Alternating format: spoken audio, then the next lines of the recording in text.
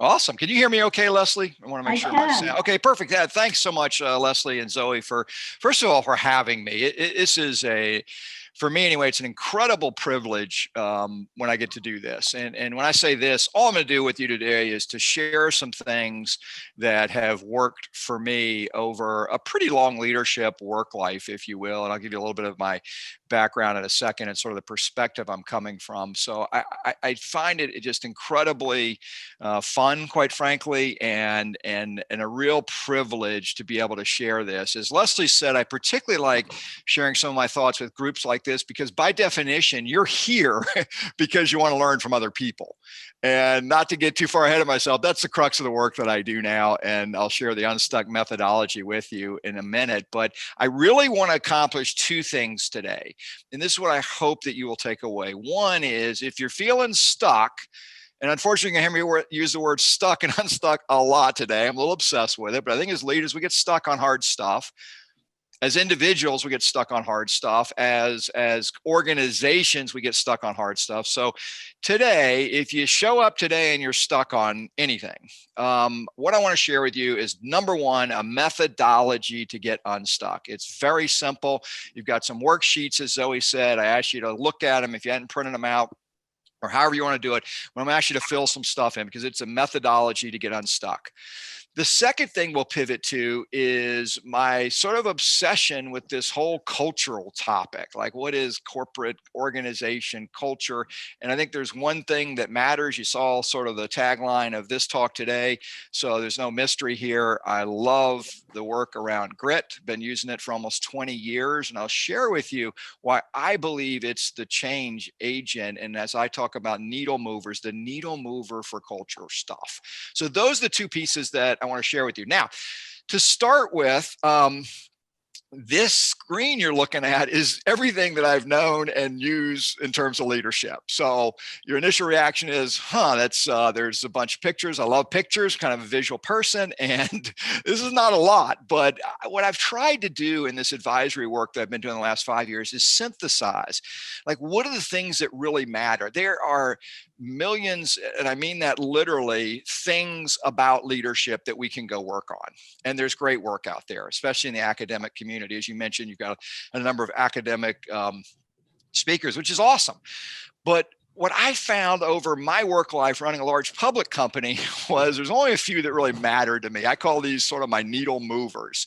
And we got a little horse, we have a telescope, we got a little dude falling down, we got this funny zigzag course, and then a group of people sort of doing a little group high five.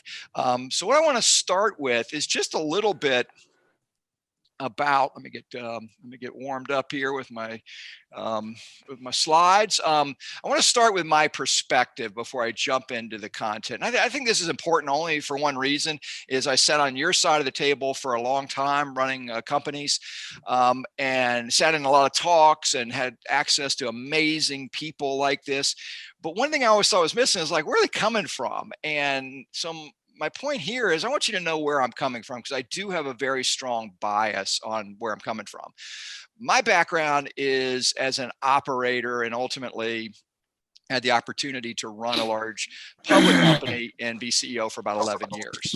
So those of you who are either in and around public companies, you'll appreciate this. I look at my tenure there as 44 quarters, not really 11 years.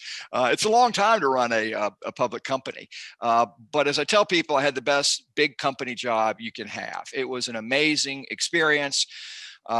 I was influenced and ran into some incredible wisdom. I'll define wisdom for you, how I think about it in a minute, but I just had this opportunity to do this stuff that I sort of always dreamed of. We doubled a very big company, which was kind of cool, and grew it globally. But I came to a point about 6 years ago, which my friends still tell me I was kind of crazy to do, but I came to a point where I just had this burning desire inside to say, I've been very fortunate to learn these things that move the needle for me. What if I started an advisory firm and just went out and started teaching other leaders about this stuff? Now, here's the funny part of this story is I knew nothing about this. I'm a corporate guy, I'm an operator. I knew nothing about advisory work except as a user. And a user, meaning as a public company, especially, we did a lot of work with Bain, McKinsey, BCG, Deloitte, all the big firms, which, and again, I'm not anti-traditional consulting. I think they serve a very important function, especially for boards of directors. They love the credibility that they bring to some of the data. But what I found was this gnawing, missing piece of, as an operator, how do I go do this stuff? And so that was my passion. That's why I started GXG. And that's all we're doing for the last 5 years. We've been very fortunate that our firm has grown pretty dramatically just using the methodology and the stuff I'm just going to share with you today. And as Leslie mentioned, that's why I wrote the book. The book is super simple. It's 108 pages. I guess somebody told me the other day, you're not smart enough to write a book longer than 100 pages. And that is correct. But because the methodology is not complicated, we got it in 100 pages. And so that's what I've been up to. But I think it's important, again, because I do want you to know where I'm coming from. I'm not an lifelong academic or lifelong consultant. Everything I will share with you today, I can't promise that you will go do any of this. You'll have to decide if it resonates with you. But what I can promise is that it works. And I'll give you some of my own examples and other examples the last 5 years of why these methodologies actually work to get us unstuck. The next perspective that's super important, as I said, talk a lot about stuck and unstuck. The core of everything I work on is this little wisdom formula, as I call it. So W is wisdom. And I think wisdom, there's lots of definitions of it. The one that I think is really important is real wisdom, in the context we're going to use today, is the intersection of both knowledge and experience. And you'll hear me go through this a couple of different ways today, but it's very important as you think about, and this is what I'm going to ask you to do, getting wise people to help you get unstuck. And I'll show you how to do that, but it's got to be both. And try as you start to think about maybe something you're stuck on, which is where I want to begin, is just think about something professionally, personally, in your own journey. Hey, I call it moments that matter, and we'll talk about that in a minute as well. We're going through a lot of transition. I have more clients right now. I do a lot of CEO coaching as a subset of our practice, and it's amazing number of people are going through transition, personal change, working on personal branding. They're moments that matter. So we get stuck on this stuff. So start thinking about what your stuck topic is. It may be your organization that you want to expand in a new distribution. Maybe you're going to go international. Maybe you have to just redo your whole business model. That's stuck. Stuck is really going from your core of what you do to something new, either personally or organizationally. So start thinking of that, because when we solve it, we're going to go back to this. If you put the right knowledge and experience in the room, I'll show you a way that it moves very, very quickly. So that's where I'm coming from. Again, what I want to do today, and this is what I hope in about an hour we can accomplish in terms of takeaways. I'd love for you to put some of my needle movers into practice. I'll give you a brief description of all of them. And again, you can do what you want with them. I know they work. They work for me. I've seen them work for a lot of leaders. But I'll do that pretty briefly because we want to drill down on a couple of really, really important ones today. One is the clarity of your destination. And I'm super obsessed with this. I will tell you in advance. Most of the challenges I've seen, I thought it was just me running a big company, but most of the hundreds of people I've had the good fortune to work with the last 5 years, this is the biggest stuck problem. It's not how to get unstuck. It's even just clarifying the destination. So I'll show you how I think about that and just a little tool that you can use that will hopefully help. And then the next thing we're going to do is, after we check that box, we're going to go about identifying these wisdom gaps. So start to think in your mind this picture of the ecosystem, and have you draw an ecosystem. Okay, we're going to put in the middle what we're stuck on. Again, it can be your personal journey, it can be your corporate journey. We're going to put that in the middle, and then I'm going to show you a quick technique of how to identify wisdom, knowledge, and experience. What are the gaps to get me to my destination, or as you'll see, I call it point B. Okay, sounds super easy. It's actually not that easy once you start getting into the granularity of it. But again, I'll show you some techniques to do this. And we'll finish with one of my all-time favorite topics, which is this cultural thing about grit. And I'll share with you, I've been using Angela Duckworth's original research, and there's tons of additional research, and I've blended that together, and then my own personal experience, my client's experience.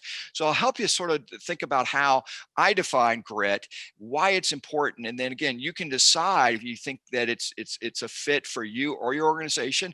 But I can promise you, I've been using this for almost 20 years now.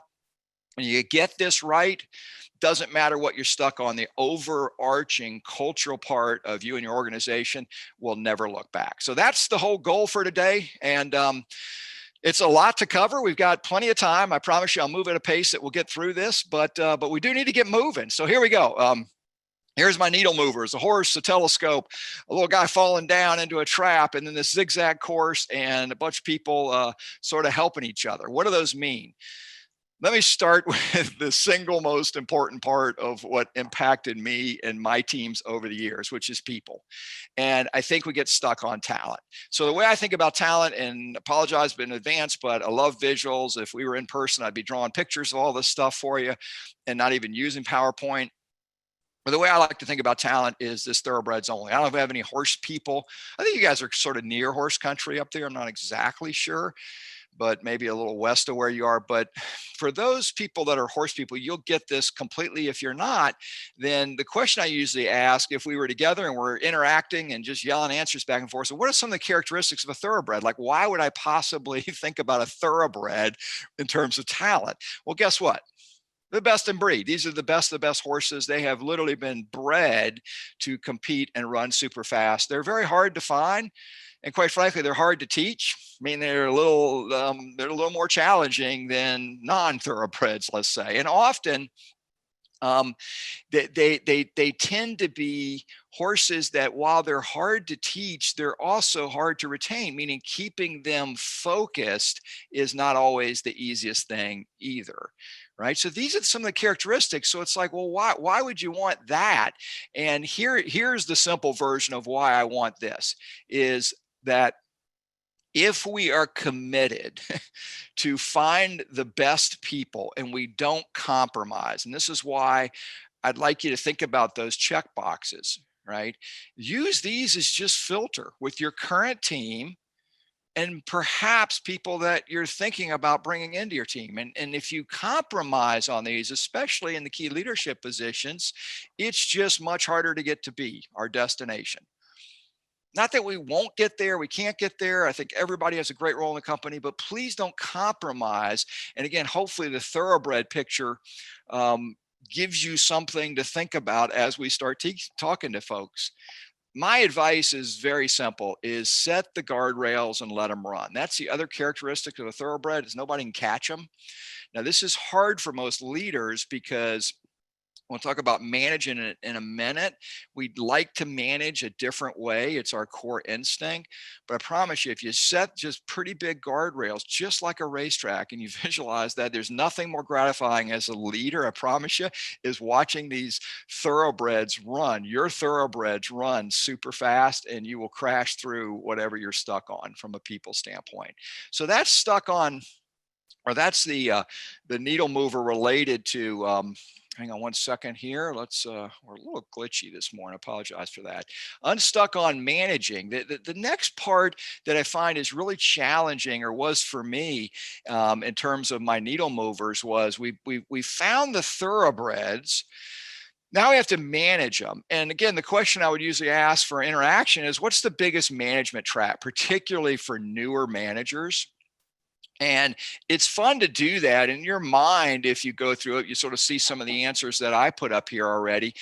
But I get a big array of answers, and then usually it coalesces about this most often one, which is the dreaded micromanagement. Right. And it is, I believe anyway, and you guys may have different experiences, but I believe it's just the single biggest trap that we fall into, particularly as newer managers. Unfortunately, it's not always just newer managers, that we want to help people. And I believe it's from a good heart, that we actually want to help people that work for us.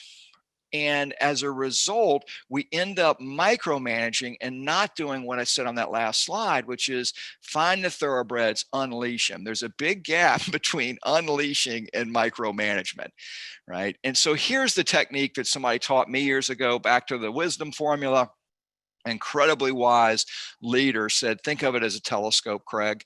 And I always love this visual. I've been using this for over probably 15 years. And that's very simply, think about, what does a telescope do? It telescopes in, which is a big part of management. So I'm not saying that we don't want to inspect what we expect. We actually do, and we should do that as a leader. But here's the punchline here. That's kind of the easy part. We're actually, I believe, better at the telescoping in, because it's probably a job or a role that we came from. Right? Here's the harder part, is this telescope back. and unleash and let these thoroughbreds run. So my advice on this is just develop the discipline of both. And I don't take the word discipline lightly. This is near and dear to my heart because I was really bad at this. And unfortunately, I was really bad at it for actually quite a long time. And when I was running our international business and we grew pretty big in international, but I'd been promoted to CEO and all this good stuff, guess what I did? I convinced the board that, hey, I've got to keep international. It's kind of my baby. I grew it and I'm the only one that really knows enough about it. And almost killed me traveling 400,000 miles a year for about 6 years. Finally said stop. So I hired a guy who was much better at international than me. That was obvious in like the first 6 months. But at about 6 months, and his name was Mike, and Mike became, and still is to this day, a dear friend, became my chief operating officer because Mike came in my office after about 6 months on the job. Big guy, like 6'5", enormous man, really a sweetheart of a man, but a very large, kind of intimidating person. Walks in my office, said, Craig, I got to talk to you. Great. We sit down at my little table and I'm thinking, this guy needs some advice. This is right in my wheelhouse. I can't wait to talk to Mike about international. He said, I need to ask you a favor. I'm like, what? Anything? How can I help you? He says, well, you can help me by not showing up at my meetings anymore. I'm like, well, what do you mean? I just pop in from time to time just so I can help and offer a few. He goes, yeah, I get it. It's good heart, but that's also called micromanaging. It's like you come telescope in, now he's using my term, and it's like you just sit in the corner and you just think you can just pop in and just offer some advice. And guess what? And nobody listening to me anymore. They're over there waiting for you to talk. I mean, no, I ain't telling anybody. Listen, no, that's what's happening. I'm telling you what's happening. So I'm in denial now. I'm like, this is me he's talking about. And it crushed me. It actually, I'm like, gosh, how could I try so hard at something? But it changed the way I thought about managing forever. And guess what I did? I actually had my assistant help me. It's like, tackle me. If you see me going in one of these rooms where people are meeting, just tackle me. If they invite me in and I can go and help them with something, it's a fine line. But guess what? That was a big discipline for me because it's hard. I don't care what size organization you work in. If it's a company of 3 people, you or somebody's probably doing this. So that's Unstuck on management and how I think about how we can do that differently. Strategy is one of my favorites. I'll do this pretty quickly because it's super straightforward. I think it's a huge trap. And yeah, my traditional consulting friends, the guys that run Bain and good friends of mine, and they don't like it really when I say this because I don't want to confuse it because strategy is super important. And we're going to talk about the destination, which is really strategy to me. It's our point B, right? But how do you pick, the best strategy? I think it's a trap because it's easy to paralyze us. And we get in these meetings and we never stop talking about the options, and we fixate on this. And guess what? It's just a means. It's not an end state. So I've got a super technical piece of advice here. You guys, everybody here are learners. You're doing this for all the right reasons. You're very smart people. You know your businesses. Guess what? If you end up with 2 or 3 pathways or strategies you're interested in, here's some complicated advice. Just pick one. Please just pick one and stick with it. We normally fail because of execution issues. Most of the strategies, plus or minus 10%, are pretty darn good. And I was a big victim of this. I started sucking in all of this external output and all this conversation, and we got stuck. And I'll share with you what my circle of stuck looks like and what I mean by that in just a second. Last thing, or this one is Unstuck on execution. This is one that we're going to drill down to a little bit later because I think this is the big pitfall, right? And I think the part that I really like to look at in more detail is this idea that we tend to hold back working on new stuff. Now, here's another technical non-consulting term for adjacencies, expansion, product, global geography, doesn't matter, right? But I think when we're in our core of our business, and that might be where you're today, and the core of your business might have a huge future. This won't resonate as much with you, but I think particularly coming out of COVID now, I literally hear this 3 or 4 times a day that we've got to go do new stuff. We've got to morph our business model here or there. Okay, I get that. Even when you're in a good place, you should be doing this. But here's what I found is that our confidence drops significantly when we get outside of our core knowledge and experience. That's the K&E. And what I found is, and it was for me and most other clients today, is it's not an incremental change, it is exponential. And we tend to be in denial. The journey is very hard and it's very uncomfortable to do the new stuff, right? And I think the only way to break the chain of doing this, and this is what we're going to drive into some more detail, is we have to have external wisdom, not just knowledge, not just an experience wisdom, but both. And when they collide, it's pretty magical, I promise you. And that's what catalyzes our action. And the reason is, and I want you to connect the dots on this, that I believe what prevents us from taking the action we need is the confidence.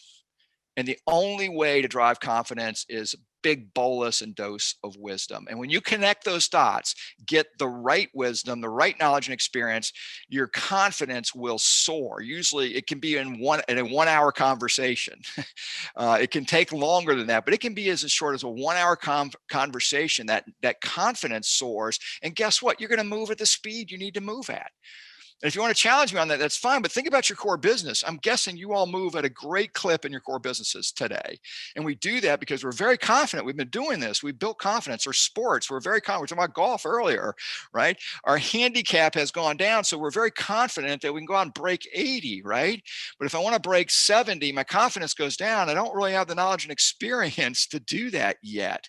Same thing applies in our lives, in our work life. So I just promise you, if we think of it wisdom, confidence, and then the action, this will all make a lot more sense as we plow through it. So let's look at the last piece, unstuck on culture. How do we maximize this idea of maximizing our team and build a strong culture? We don't have time today. I do a whole separate series of stuff on culture because it's one of my favorite topics. And as far as a needle mover, I think it does cure most things if we have the right culture. So I love the topic, but what I want to focus on today is how do we cultivate a personal brand? And I won't go into the detail of it today, but we have a personal brand whether we realize it or not. Meaning, I think the best definition of brand, period, is what is the most likely outcome of an interaction with an individual or an organization. So you think about your personal brand, and even the people in this networking group. If you call another person in the networking group and they see your name pop up on your iPhone or on your device, you know what they're going to do? They're going to immediately jump to, wow, if I answer Jane's call, I know pretty exactly what the outcome's going to be. Pretty exactly. And so test that with people and things you think about. Again, love to talk to you the offline about personal brand and way you can really cultivate your personal brand to be what you believe it is and what others may not understand. But in terms of culture, it's a very personal part. Like what do people expect from me, right? And I love to talk about tools to communicate up, down, and sideways in the organization, and a technique called message square. So again, if you're interested in that, love to do even a 10-minute conversation with anybody that's struggling with communicating our personal brand up, down, or sideways, or any other communication. But here's the overarching piece that we're going to drill down to today, which is gritty organizations. And I believe this is very personal for me because it's what I did when I ran the big company and what I've tried to teach and help many companies with the last 5 years. And I've just seen it work. That if you buy into the grit of the cultural grit part of this, it will change the way your organization gets stuff done. So my advice is invest time in these buckets. If you haven't done a lot of personal branding work, please do it. I mean, as leaders, I just find that leaders miss this a lot, that we think of our company's brand, which is super important, but you have a brand also. So is it what you think it is? Is it what you would like it to be? Because you can morph all of that. You're not going to change who you are as a person, but this is really fun. And then please, if you're not a great communicator, I believe leaders have to be great communicators, not just good. And what I was told about halfway through my tenure as being a CEO is that I thought I was a decent communicator, and I was told that I communicate a lot, maybe not effectively as I could. I thought that was a super nice way of saying, you just talk too much. And a lot of times it doesn't make a lot of sense. And that was probably fair. A lot on my mind, a lot I wanted to tell the organization. And it wasn't until I started learning these message square techniques that I was able to start synthesizing, like, wow, people really only know to 3 things, and you'll see I'm kind of obsessed with 3 or 2 or 3 or 4 usually. And it just helped me forever. So I would encourage you to invest time in these, and then we'll cover some of the grit stuff today, which hopefully, again, will resonate with you.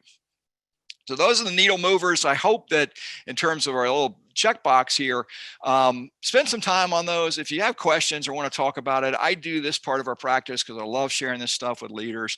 If I can explain any of those others that we're not going to cover today in more detail, just holler at me. We'll have our contact stuff later, but love talking about it. But those are the needle movers that matter to me, and hopefully that gives you some context. And what I want to do first is, if you take out that one worksheet on the destination, we're going to start with the journey here, and I want to help you define what I call A to B. Again, I tend to not use complicated consulting terms and vocabulary. I don't think we need to, but I look at A, the flag on the left, is where we are today. So we have a core, we do something. And again, it doesn't matter to me if you're a sole proprietor, if you do the work I do, like, in the advisory work, or you're a lawyer, an accountant, all the way up to, a big company like the company I was fortunate to be a part of for so long. It doesn't matter to me. You're still at a starting point. And then I want you to just jot down, here's where I am today. It can be your revenue, it can be your products. It doesn't matter to me, but, and you can go back and fill in the detail later, but where I'm at today. And then what is the B? We're going to talk about your B. You got to have a destination. And it's fun for me because I thought my company was the only one that sort of struggled with this. And I go out and start having a chance to meet these CEOs all over the world and cool companies. And I always assumed everybody else had this stuff figured out. And I wish I could share with you some of the names and brands of companies that you would know that have had a chance to visit with their leadership teams. And I was just as shocked that they didn't really know their B. Or my favorite exercise, you get and we did this last week, actually, you get 5 senior leadership team members in a room, usually the CEO is one of them. And I just show them this. I'm like, okay, just holler out. I'm up on my little whiteboard, like, just holler out. What's the B of this company? What's the destination? And usually within minutes, we have 5 answers. And it's so much fun to watch. It's better in person, but even on Zoom, I can see them like, wait a minute, no, it's this. And I'm like, okay, we got some work to do here. So if you're at that place and either you don't have a clearly defined B, or your team is a little confused, it's okay, because most of us go through that.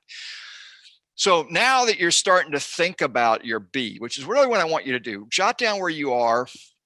And then you start thinking about jotting down your B, because in a minute, what we're going to try to do is identify where you're stuck, or even you are stuck, right? So here we go with the whole stuck thing. And I used to do this when I first started the company 5 years ago. I got a lot of questions. People actually got angry at me sometimes. So wait a minute. What do you mean by stuck? That sounds kind of negative, and we're not stuck. We work super hard, or we're doing this and we're doing that. And I'm like, well, that's fair. Let me tell my story of how I realized as a company that I was stuck. And when I'm running a pretty big company, we were stuck on a bunch of stuff. Actually, I realized once I defined it, but 2 big things. One, we had to become a super digitally savvy company, which for many of you are probably in tech areas and you're like, oh, wow, that's not a big deal. It was for me, because the bones of the company I ran was a 100-year-old insurance company.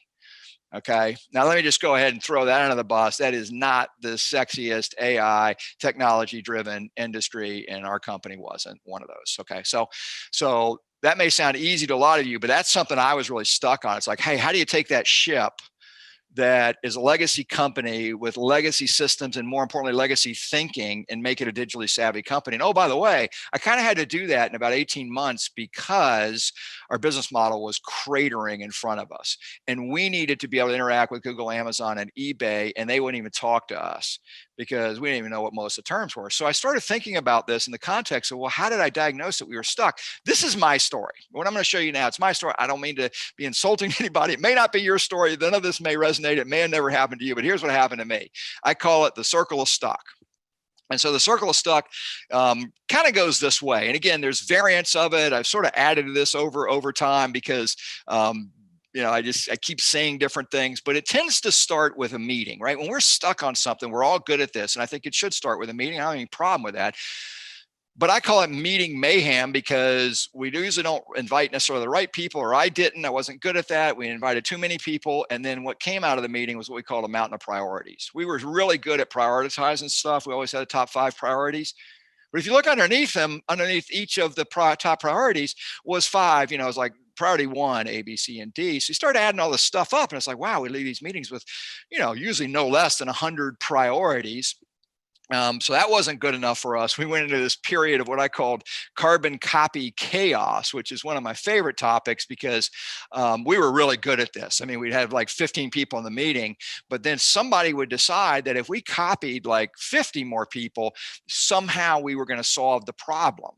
And I'd ask you to diagnose this in your own organization, in your own sort of life, right? I told this to a CEO about 2 months ago, and he stopped me dead in my tracks and he started laughing. He's like, "This is pretty funny so far because you're kind of describing my company." I'm like, "Well, no, it was my company, but it could be yours too." And he said, "I got a record for you. I just saw an email." And this happened a lot in COVID, by the way. I saw an email, very important topic, something that now I see what you're saying, we're probably stuck on. We had 347 carbon copies.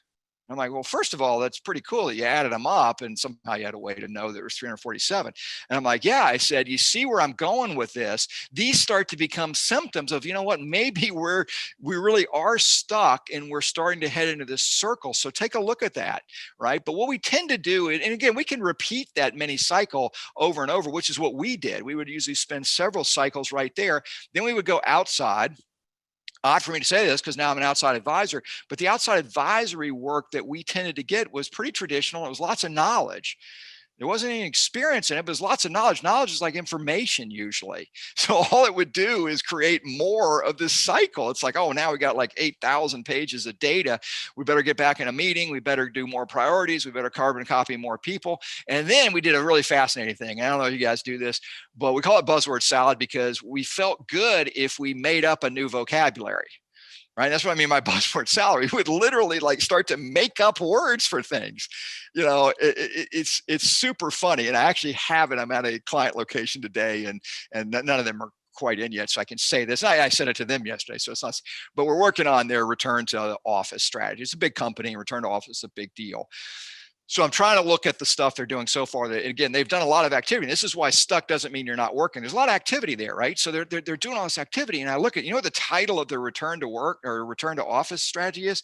It literally, the title was hybrid modality.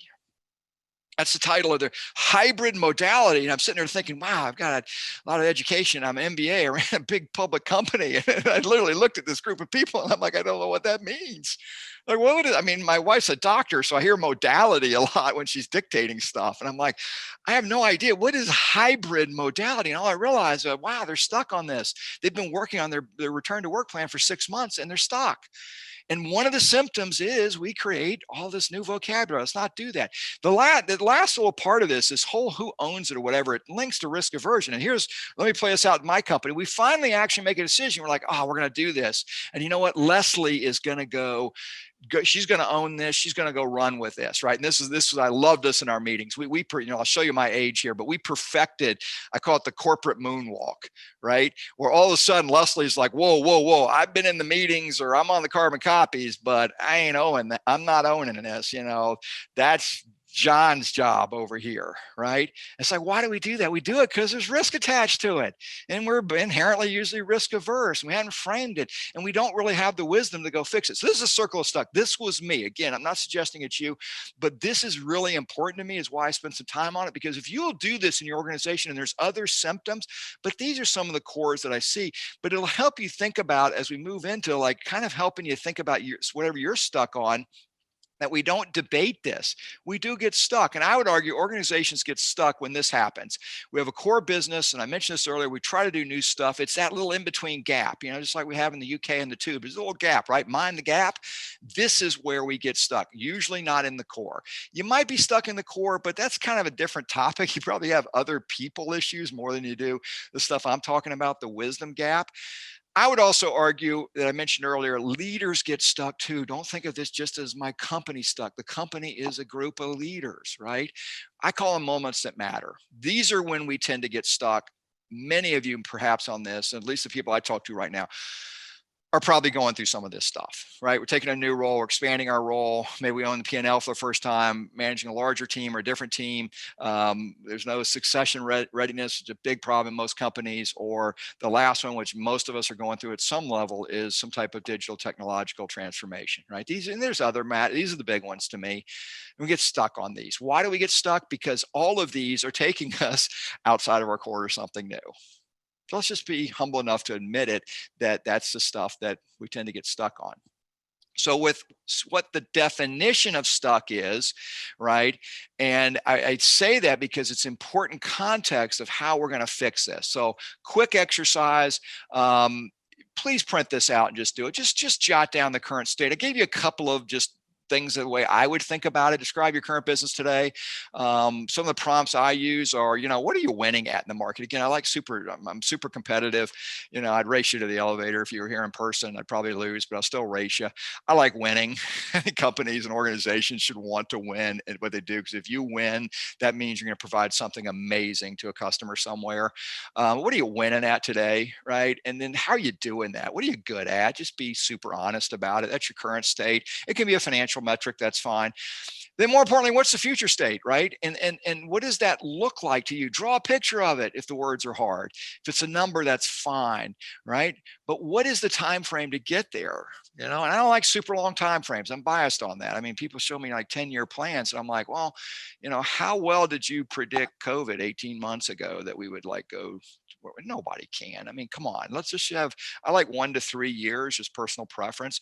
So what's your time horizon? And then how are you going to measure success? This is where we really get hung up on. I mean, we're better at kind of aspirational goals, but if we don't have the time horizon and we don't have some measurement, again, I'm not hung up on 50 KPIs.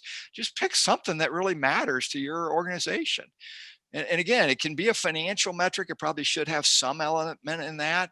I love client, if it's a B2B business or a consumer business, I love client or consumer related metrics, right? Success is when X happens. But just pick it. So please go do that exercise. I think it will help you a lot in just the clarity. And the last thing I would offer here is do it with other people. So again, if you're a company of one, I'll talk about other people outside of your company, because it's just you. We're going to use wisdom for a lot of things, but you can go to the wisdom group that we identify for you. But if it's a company of more than one, please talk to the others about it. I'm shocked. And even in this wonderful client that I have here, yesterday, the first question I asked, and I'm looking at the hybrid modality plan. I'm like, well, who all has been involved? It was 30-page deck. I'm like, who's been involved in doing this? And, it was 2 people. This is a really big company, 3,000 or 4,000 employees. I'm like, wow, I don't think we quite have the right B here. And there really was no B there. So identify your B, get some buy-in, and talk to people. You'll land on it. Again, this is strategy to me. Don't like to overcomplicate the strategy. Just pick your B. My guess is if you haven't been clear with your senior team or had the conversation, you'll have different Bs. So just work it out. Figure out what your best B is, and then pick one and let's go for it. So that's our second checkbox. Clarify your destination. Third is let's identify and close some wisdom gaps. So what do I mean by that? I think if you have a clear B and you write it on this roadmap and you know where you are today, there are usually no more than 3 things that we're just woefully deficient in terms of wisdom. And again, the imperative is both knowledge and experience. So I want you to start thinking about whatever you wrote down. And I'll give you a simple example because it was my 2 things I was stuck on. One was digital transformation for my company. The other was China. China's super hard. You've done business in China. I mean, it's just different than anything else that I faced. We had crushed it in Europe and South America, made huge promises to the board like most people do about China. And there I was 3 years into it. I'd wasted about $30 million. And I'm at that juncture where now it's starting to be a real career limiting move to go back to the board and say, row again. So that was something I was really stuck on. And this is when this became really real for me. I realized, wait a minute, perhaps the wisdom that it took to do these other things I didn't have, my team didn't have for China. Perhaps we didn't have it for digital. Not that we're bad people, not that we're not working super hard. We were just in that circle of stuck. We're just spinning our wheels round and round. And trust me, on both digital and China, we created some amazing vocabulary. So what I want you to do is start thinking about this idea. And again, I use this example. It won't resonate as much with you guys, but maybe this is a very famous intersection in Atlanta. It's called Spaghetti Junction. it's 285 and 85. The problem is this picture was taken in 1970s, roughly. and kind of still looks the same. For some reason, we never stop working on Spaghetti Junction and adding things to it. So people that are in the South, particularly that either live in Atlanta or have driven through here, get this. But I use it because it's a famous intersection, and I just want to burn this hopefully in your minds that what I'm talking about is the intersection of knowledge and experience. So when we start working on your wisdom gaps, please, please use that context. It's not just about going to some nice person or a good person you know in your network that you think knows a bunch of stuff. It's very granular. Second exercise that you have, just print this out and again, work on it. Now you've gotten your B, right? So mine, and I use one of my examples here, become a digitally savvy organization in the next 3 years. Okay. The reality is I had to revise that because we ended up having 18 months, and I'll tell you the end of my story in a minute. But put whatever your B is in the middle. It can be a personal thing. Maybe you have a new job. Maybe you're going to transition to something else. Doesn't matter to me, but put your B in the middle, and then just this ecosystem. These are just bubbles that represent what are the key knowledge and experiences that you need to achieve your B. Okay. What are they? Okay. And again, you most likely will intuitively know because it's going to be the things that you talk about in the circle of stuck. Mine, on the digital example, we were horrible at sort of UX and design. We didn't know how to do that. We had no clue how to recruit digital talent. Didn't even know how we could possibly attract it. I mean, we're a 100-year-old insurance company. Hey, come join us instead of Google to help us. Pretty hard thing. We didn't know how to monetize data. Those were mine, but you get the idea. There's buckets. And the reason these were mine is on knowledge in both experience vectors, we were very, very low. So that's what I encourage you to look at. So use your examples. And what I want you to do is, as you fill it in, the punchline is we want to go find the right operators that can help you. So this gets into what do we do to go fix it? And again, this is not just general networking, which I love, and I think it's super helpful. This is really specific. You want to do some research. I look at conference agendas. We go find people through web searches, people in your network that might know people, but I like them, people that are operators. They have a vision about the topic that you're stuck on and this wisdom you're missing. They tend to be pretty curious. And here's the cool part. They are everywhere. There are, I don't care what your bubbles are, but I didn't believe this until somebody taught me how to do this. And my big one was we have no clue how to consolidate our data and ever monetize it. And guess who came and helped us? The guy who was running data analytics for Sabre. This is 8 years ago. They were the forefront of this. And I'm like, why this guy would come help us? And you know what's fun is people with specific wisdom love to share it. If you ask them in the right way and you make it easy for them, they will teach you everything you need to know. Your confidence will go up quickly and you'll make decisions. So it's about finding the right people. It's not just anybody. Here's the way I like to do it is when you take your ecosystem, so take the topic, right? And I'll use the data thing. My topic here, just to use an example, was, okay, I got to find somebody that knows how to gather, analyze, and monetize the right kind of data. So that's pretty specific. That's not going to a networking events in a room full of 100 people and trying to find somebody that's good at this. This is pretty specific, right? And from a knowledge experience standpoint, I thought that's probably somebody that's in the C-suite of a data analytics firm, probably managing big buckets of this stuff. Not somebody who's writing books about it or thinks about it a lot. That's helpful. But for me, I need to know somebody that has this working operating knowledge. And what does that translate into experience? Our guess was it's probably a lot, like somebody that was at the forefront. And guess what? That's the person that we found. Is as we started reaching out and looking at people, it wasn't just anybody who said, I know a lot about data analytics. It was somebody that had this characteristic. So this is what I want you to do is be very specific. Just jot this down on your bubbles. And guess what? When you do the research, you will find that person. And this is where the secret sauce comes alive, because it's that wisdom that gives you the aha confidence that you move forward with. So I encourage you to be very, very granular with this. The other part is, again, this is just a worksheet that's in the stuff that you can print out.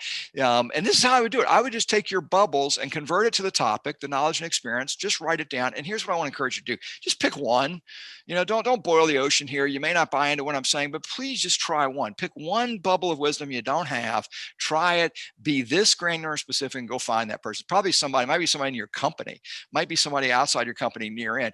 But I really encourage you to go find somebody new. You'll be blown away if you go talk to people and just say, and here's how I want you to do it, and just say, hey, this is how I'm thinking about this. I got this wisdom bucket and I don't have it. I need it. Will you help me? And here's specifically what I need from you. I need a 45-minute conversation on this topic. This is what we do as a firm. We facilitate these conversations. We build advisory boards. You can do it on your own. Would love to work with any of you guys that need help, but you can do this on your own. But I want to contrast this. This is not traditional networking. Nothing wrong with traditional networking, but it tends to be broad topics. It's self-navigated. That's a big problem for most leaders like me because we're introverts. Newsflash, I'm not alone. I thought I was for a long time, but most of us are introverts. You throw me in that room. That room actually gives me creeps right now to go in there and say, hey, go in here with these 50 people you don't really know and go learn a bunch of stuff about digital transformation. It's like, nah, I think I'll go up to my hotel room and call my family. How about that? That's a better choice for me. And you'd be shocked. I've done this, I've visited with large groups all over the world, and everybody kind of nods their head and go, yeah, super uncomfortable. Now, it can work for some people, right? But there's not a lot of preparation. And again, how is this guy in the beard? Let's say he's got my problem with China. How is he finding the knowledge and experience about China in that room right now? The answer is he's probably not. He's probably learning some cool stuff and interesting people. So here's how I'd like you to think about it. Have targeted conversations, right? So we want to be very specific what we're looking for. Targeted conversations, either one-on-one or super small groups. We love small advisory group kind of concepts to solve really hard stuck issues, right? But be prepared. Do your research. Be prepared. Go to people with specific asks, and they will do this, I promise. It's just amazing. It'll make you feel good about where we are even as humanity here. And then synthesize the learnings. This is going to be a fire hose. I got off my first call with my China connection, a guy that worked there for 25 years.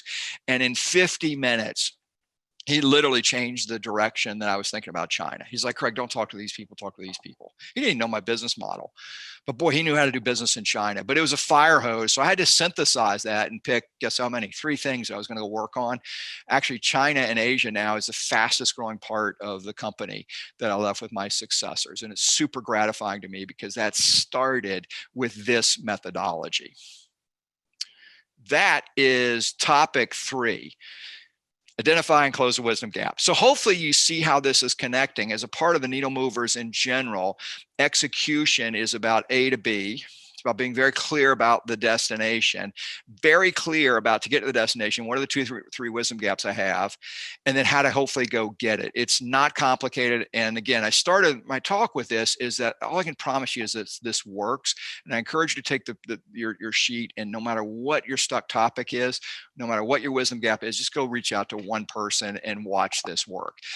Again, if you want more detail about how to execute and do it, love to do that offline with you. But I want to make sure we have time to jump to one of my super favorite topics, which is culture. And we're going to talk about grit.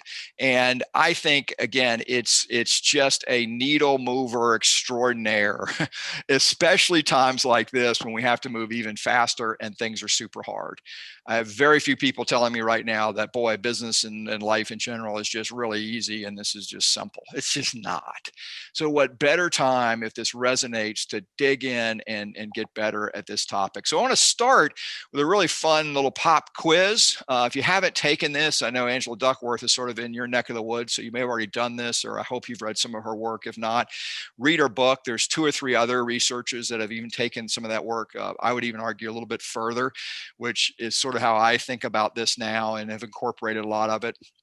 But please read her book. It's an easy read and it's really straightforward. But I want you to take this, if you would, just shoot your camera on the QR code, and I'm going to give you about 2 minutes. It's I think it's 10 or 12 questions. I can't remember, and it will self-score. But it's really important to do this, and just do it quickly. It's like any of these kind of tests. The faster you do it, the better. So just answer the questions. I promise I'll be quiet for about 2 minutes. And Carrie Ann, I can see you now, so you can give me the 2-minute warning. And I can see.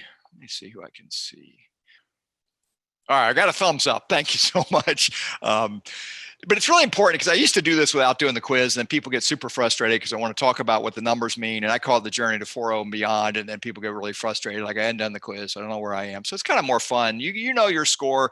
First of all, there's no bad score. Part of what I love about grit is it's not a balance sheet.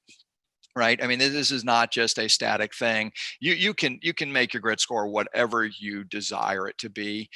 So that's part of what I really, really love about this body of work. So it doesn't matter where your score are. But here's my quick assessment. mean, if you're a 1-0, and I haven't seen a 1-0 yet, but that'd be a little bit of the row. It means you got a lot of room for improvement. And if you like the topic, you can get really good at this. 2-0 is, we see a lot in the 2 to 3 range. That's cool. You have room for improvement. 3.8 is sort of the median of a lot of the body of work that's out there, people that have been tested kind of across the large sample. 4.0 is what I want to focus on. What I have found, and again, let me just caveat, I'm not a researcher, I'm not an academic. This is all experiential now, okay, where my organization started to change. And I've seen many companies that we've helped really start to change is, as a group, when we get 4.0 and above, it gets pretty amazing. 4.2, and you can see how it progresses. And then you would guess this 4.2 and above, wow, even better. And then we get in this amazing, really unstuck category when we get above that. My organization ended up in the 4.5 category, a little bit above 4.5, and it was a blast. The reason I got into this, it actually solved, we were growing pretty fast. And it was kind of a rough patch in our industry. So I kept getting a lot of questions from, analysts and shareholder stuff like, how are you guys doing so well? And I wanted it to be like we were just super smart, like our strategy's better. And that's when I started thinking about the strategy trap back then. I'm like, our strategy is pretty straightforward. We're executing like crazy, and we were using that wisdom-based methodology. But I knew there was something overarching that was different about my thoroughbred team. And I never quite could connect the dots. It was actually bothering me because we tend to focus on when things go wrong, like explain what we're doing wrong. We don't usually spend time on what's going right. And that's what I was really being asked. So when I bumped into this research originally, I'm like, wait a minute, my team is very diverse, different backgrounds, the whole thing. But there's something about them that is very similar. I never could put my finger on it. Tested my team, and again, it was a pretty solid 4 team to start with, and grew to 4.5, and that's how it changed the way I thought about this. So if you buy into this research and what this is about, I would really encourage you to try to get to that 4.0 and beyond. It will change the way you guys get things done. It'll change the way the relationships in the team work. It actually enhances the team relationship and the feeling and the way people work together. So that is the scale. What I want to cover, this is your worksheet. And again, you can fill this in now or later, but I just want to jot down a few things. Again, I don't like to boil the ocean in this. If you buy into what grit is, I'll give you a couple proof points why I think it works. Share a few things on how you can grow your score, but just jot these down. And then particularly on growing grit, just go try a few of them, talk to your team about this, maybe read the book if it's that interesting to you, but put your score up there first. And then we'll talk about what is grit. I like to start with what it's not, because when I first started doing this many years ago, there's so much confusion. People do think a lot of times that grit is this little dude just running through the head through the wall. It's funny, just the perception sometimes of the word grit. It's not that. It's actually the opposite. It's not about just working harder. It's not about eliminating work-life balance. It's one of my favorite. I always get a question about this. Oh, it seems we should just stop like the rest of our life and just work all the time. No, not about that. It's not about stubbornness, not about foolishness. So what is it? And again, those are the things that it's not. I love this visual. I think this is kind of a perfect picture of what grit is, and we'll get to the actual definition of this passion and perseverance intersection. But if you look at the people on the podium there, that's what we see. The crowd sees this success and the medal. What they don't see is what I would say is the grit below that. And all of these, it's a little bit of buzzword salad, but I think it's real. It's all of the passion and the perseverance to get to the podium. And anyway, this has just been a cool visual for me on helping define grit is. And again, I think the best definition, there's several out there now, but the passion and the perseverance, hopefully, is pretty obvious. You kind of have to have both, and they need to sort of collide. That will grow your grit score. The second part, though, is almost more important to me, is why is this important? And I think when things are hard, when we're stuck and we're trying to get unstuck, back to the culture aspect of this, is most of those are long-term meaningful goals that we're working on. Grit, quite frankly, just doesn't matter that much, in my opinion, on short-term stuff. It just doesn't. You can push through anything for minutes or days or whatever. But if your B is really a longer term, 1 to 3 years, and it's really meaningful for you, that's when grit can help you. So please keep both of those in sort of context. So that's what grit is. Again, this intersection of passion and perseverance, but it is about long-term meaningful goals. So how do I know grit works? This is always fun for me. First of all, there's a book on it now. I started studying Duckworth's work when it was just research paper, kind of hard to read, very technical, but I still loved it. And actually got a great book out. There's several other books. If you Google it, there's a bunch of other authors I've had a chance to meet that have written on this, all really good and kind of coalesces around this same stuff. But what research to me anyway really indicated that, to be gritty is really an essential component of success, that it does rank very high. I would argue the highest in terms of quote success in my vernacular, getting to be, and even can go beyond talent and intelligence, which is a pretty big paradigm shift, I think, for a lot of people.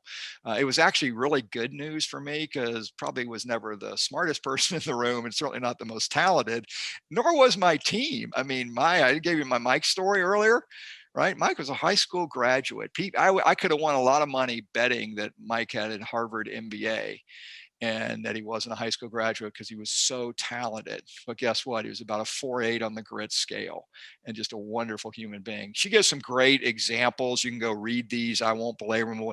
Two of my favorites were the military academy, that predicting people's success in the summer training before you start the military training, she was able to correlate the grit score better than some of the other methods they were using. And any of you that went to the military academy or even looked at it know that, it really is the highest academic group and the most physically fit. And you're like, well, who better to be successful? They had a high dropout rate. So I started testing grit. I love the spelling bee. Has anybody ever watched the spelling bee? It's super fast. I just get captivated by it, how these kids know how to spell these words. Well, as you would expect, the kid that wins is the one who's memorized the most words. That's not something that I would necessarily go do. It's pretty brutal, but you wouldn't be a big surprise that the grittier kids could go study and memorize vocabulary words better than less gritty kids. One of my other favorites, if you got any sports fans here that I love, there's a lot of good stuff around the NFL Combine. Anybody ever watch the NFL Combine? It's super fascinating to watch these amazing athletes, the speed, the jumping, the whole thing. None of it really correlates to their success in the NFL. And some of her work actually showed that. One of my favorite examples, because my youngest son went to University of Michigan. So even from the South, I had to become a Michigan fan. So sort of by default, have to like Tom Brady. It's all connecting those dots. Well, Tom Brady is a pretty good example, right? How many of you remember Tom Brady's college career, right? I mean, Tom Brady, but you didn't know him in college, right? Didn't play much in college. Guess what his grit score is? It is off the chart. It is absolutely off the chart. And if you think about NFL quarterbacks today that are amazing, it's kind of the same story. What they have in common is a very high grit score. It's a better predictor of a lot of the athletes. Tiger Woods is a great example. I love golf, right? And if you believe the 10,000 hour rule, Tiger probably went to the 100,000 hour rule, right? Why is Tiger so amazing? Because he had the passion and perseverance to hit more golf balls than any human ever on the planet, right? It had a lot more to do with it than his natural talent. So those are some of the proof points. The other point I would just tell you again, my own organization, the digital example I started with is a perfect one. We were nowhere. Our knowledge and experience on this, as I said, was very low. But what we knew was if we persevered and went and found that wisdom and we combined it with our grit, to give you the end of that story, just as some context, we were in trouble. Our core business was going away. We had to partner with people like Google, Amazon, and eBay. They won't talk to you if you don't understand what they do. So the clock was ticking. I started with a 3-year vision, and we moved it back to 18 months, thinking that was wishful thinking. In 9 months, using the wisdom-based methodology that I shared with you on Unstuck and a high grit score, in 9 months, we built an entirely separate digital company, and our fastest growing clients, even to this day, are digital Amazon and eBay. So that's why I'm passionate about it. I know that it works. So if you buy into it so far, how do we get better at it? There's lots of ways. And again, there's so much research out there. These are just ones that sort of capture me. First is self-awareness. You got to take the score. Where are you starting from? And where are you in the journey? It's kind of like everything else in life, but you got to have some self-awareness. And if you buy into it, you can build strong habits, right? So it just can't just be a motivational tool. This is back to what I said very early on. as it related to telescoping, which is we have to develop the discipline and the habits. But the underlying theme of this is the growth mindset. And again, there's tons of research out there now on growth mindset. We could spend a whole hour on that, but it works. If you have a growth mindset, right? B, is that important to you? Long-term measurable goal, right? Then building the habits around it will drive your grit score up tremendously. And there's 100 things, maybe more, that have to happen to get to B, right? But focus on that, because that is the growth mindset. It's not that it's going to come to me and things will get better, the economy will get better, blah, blah, blah, and it'll happen. It's no, I'm going to go do these 100 things. That's long-term measurable stuff along the way. And you'll start to create these habits. On organizational grit, I won't go through each one of these, but I mean, spend some time on this. We're recording this, you'll have this deck. Again, there's tons of research out there, but there's so many things that you can go do tomorrow. Just pick one, right? Small wins is one of my favorite, right? So to build a gritty organization, we've got to have consistency in winning. People want to be a part of it, to persevere and have passion.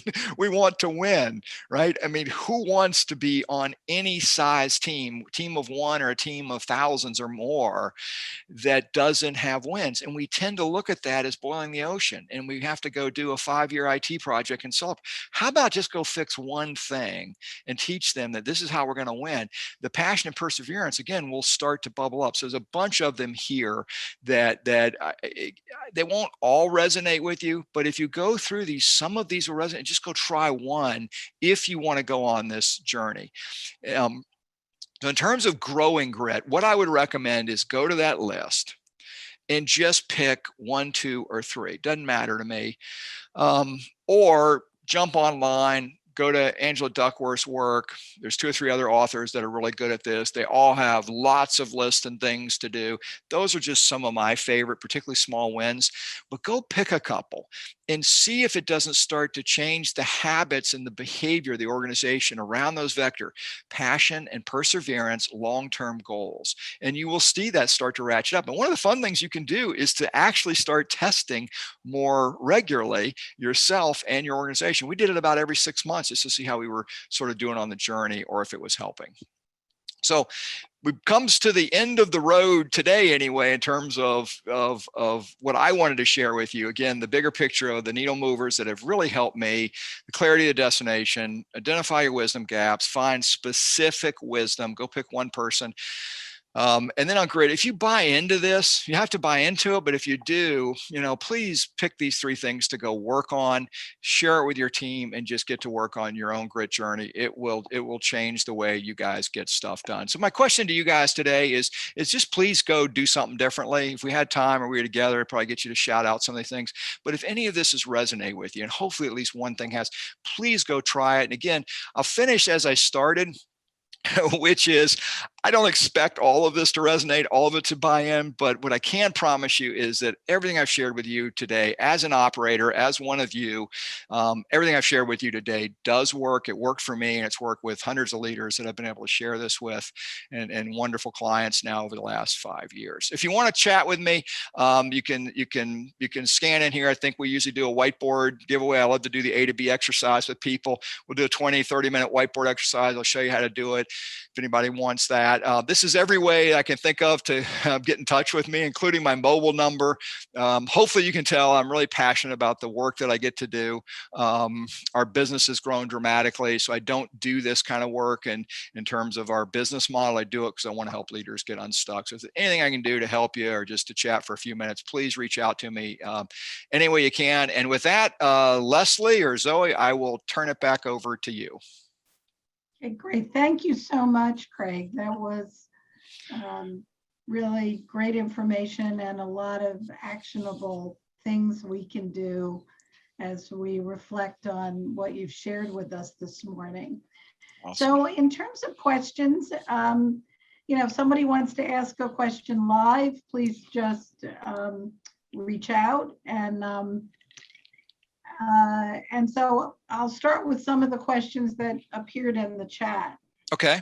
So AJ asked about, is grit infectious? Can you plant it in an organization by bringing in the right leaders?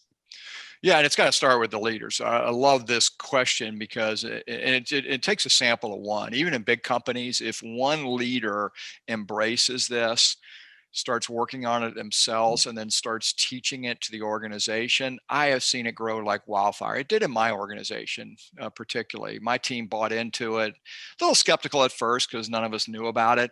And then it really caught on, and I've seen that happen over and over. And it's the other part of, on longer talks, I go into more detail about what grit's not. And a lot of people think that you get these crazy people running around the office. Like there's a high grit score person and they're just kind of nutty. They run around the office and they're going 100 miles an hour and they're running over people. Actually, the opposite happens. And I like the way the question was phrased, is it does become infectious. Like, wait a minute, this person doesn't seem to be discouraged. Why aren't they discouraged? Because this is a roadblock. Well, not discouraged because they know with the right passion and perseverance, long-term goal in mind, it's not about running with my head down through a door over and over. It's finding the right door.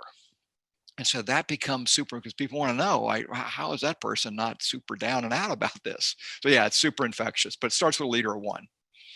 Okay, great. So when you want to start doing something differently and changing, how have you been able to bring employees along when Yeah. you're not only changing, but growing fast at the same time? Yeah, absolutely. And that's the problem we all aspire to, right? I mean, that's the cool thing. And that's when I became obsessed with the topic of leader communication. And I would absolutely encourage people to, I call it message square, but usually the problem with fellowship and people coming along, and we don't like to admit this as leaders, I didn't for a long time, is the message is not clear. A to B will help you to start with. And I want you to use the words you probably just jotted down for your B. Don't take a great B and then go turn it into hybrid modality, right? People want to know in the company, people want to know, when do we get to come back to the office and what flexibility do we have? They don't want to try to figure out what hybrid modality means, right? That's a messaging problem. The plan's going to be fine.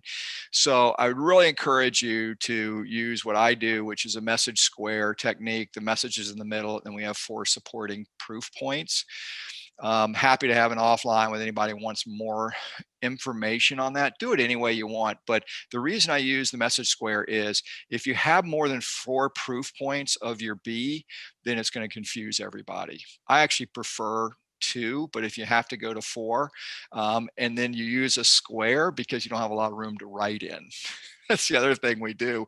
We're going to explain a very simple destination and a proof point, and we end up writing a book about it or doing a 30-minute speech, right?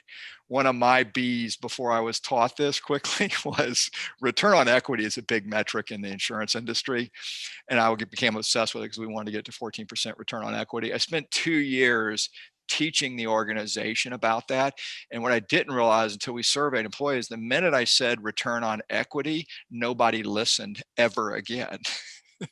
So we just threw all that out and we made our B a couple of words that people understood.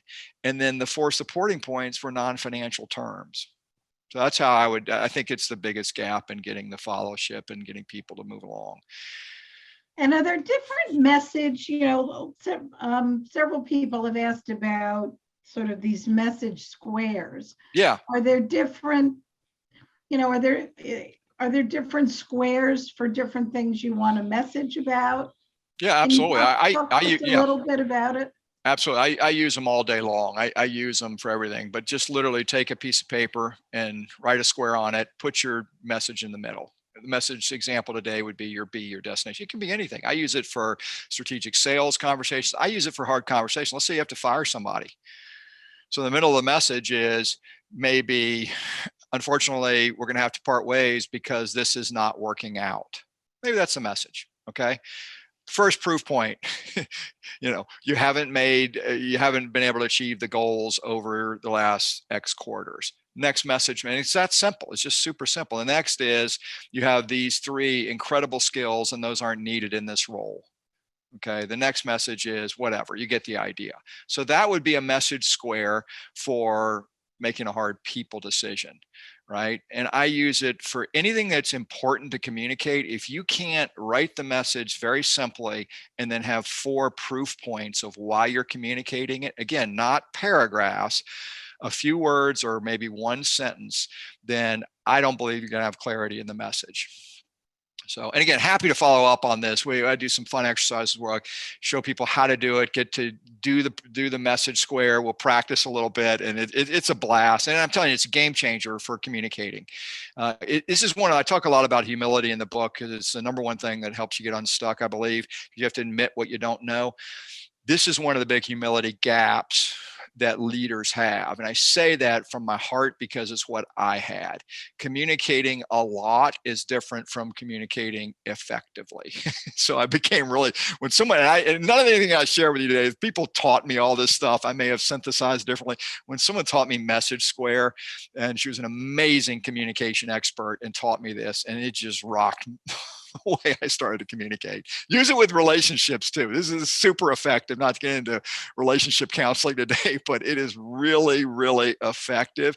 If you're struggling in it can be relationship at work or personal with communication, if you both write down message squares or what you're really trying to say and take the time to do it, it's a game changer. The disconnects will be obvious and you'll get together on the communication.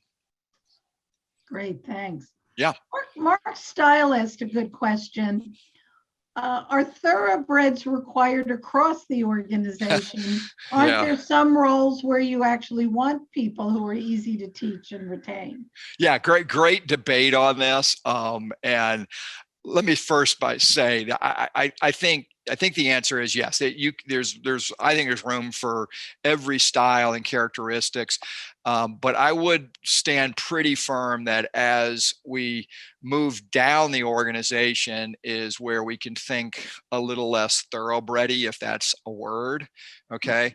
Don't compromise on your senior leadership team and maybe even a level below, depending on your business model.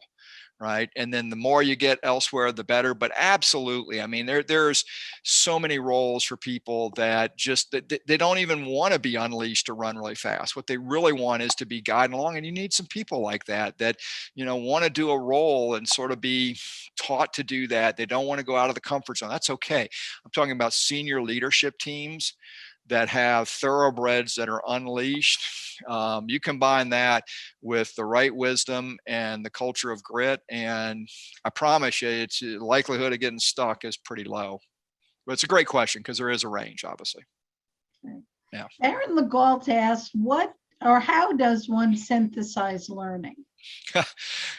Yeah, it's and again, I don't mean to be repetitive, but I actually use the message square technique to synthesize, and people in my firm, and I drive them crazy because I have a couple simple things that matter to me. Everything that we do, everything I did running a very big company, we did on one page. I call them one pagers, just one piece of paper. I don't like PowerPoint.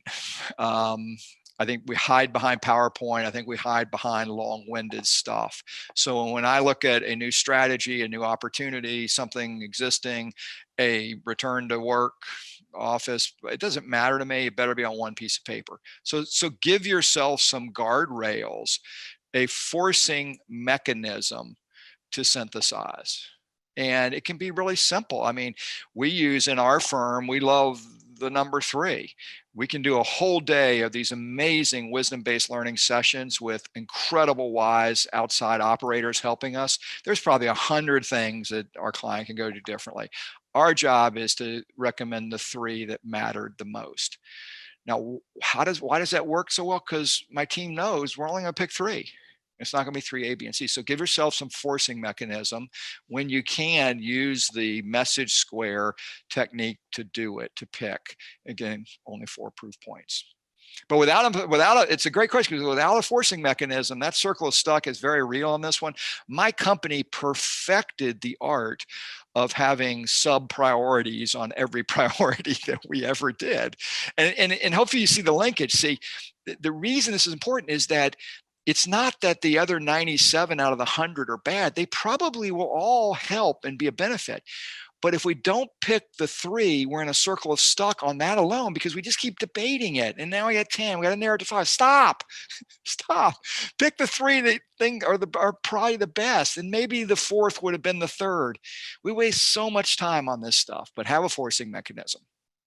Right. I think that's really wise, because a lot of times with strategy, we pick these 3 key things, and then there's so much what I think of as busy work, tasks underneath it, that people just find it exhausting on the execution side. Oh, absolutely, Leslie. And again, it's just a personal favorite, but you take away PowerPoint from people when it comes to strategy, you want to watch groups of people panic and make them write it on a flip chart. 1 page of a flip chart, super fun. We do it day in and day out. We even do it in Zoom now because that's the forcing mechanism I use. No, you can't go away for 3 months and come back with a 100-page deck. I want you right now in the next 20 minutes to write the strategy on 1 flip chart. Now, if you want to write really small to start with, we get people to do that. That's fine. We don't have to do that either.